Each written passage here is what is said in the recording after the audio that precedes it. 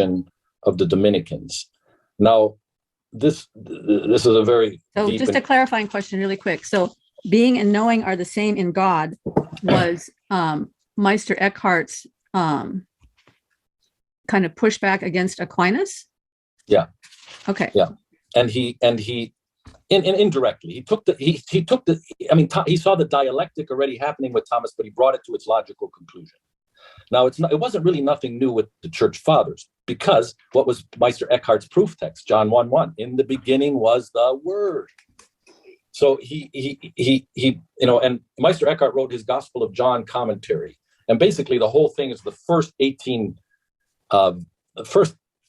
verses of the first chapter of John. And basically he said it's a Platonic or Neoplatonic interpretation, absolutely.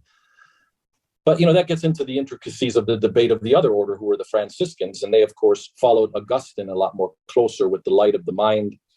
There's others like Henry of Ghent. And they were very anti-Aristotelian. So when you come into the higher Middle Ages, you see that there were like William of Ockham. And he was there when Meister Eckhart was tried, and he called him crazy. But just as William of Ockham is the grandfather of the empiricist British analytical tradition, Meister Eckhart is the grandfather of all German philosophy. Leibniz, Kant in his ethics, Hegel, absolutely. And Hegel's dialectic took it into the synthesis, which was not how Eckhart did it. And then obviously Martin Heidegger reading Eckhart's sermons, not only the philosophers, also the German pietist tradition and the school in Halle. So Meister Eckhart is everywhere, but he's gone as far as Japan. I mean, because Meister Eckhart's thought resonates totally with the hieicists, not only of the Gregory of Palma, but also with Eastern thought. And many of, Suzuki, the Zen Buddhists, even studies them. So Meister Eckhart has two societies in his name today. One is exclusively in German, very into the intellectual. And then there's more of a romantic, accessible society in England that reads him from a different angle, more mystically. He's probably the most comprehensive. And when you come down to it, and you want to be an atheist and still have spirituality, Meister Eckhart will give you plenty of fuel.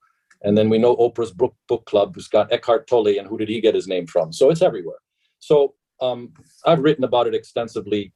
But see, when I see Wolfgang Smith tap into Meister Eckhart being a committed metaphysician, that's a very clever move, because it is divine immediacy.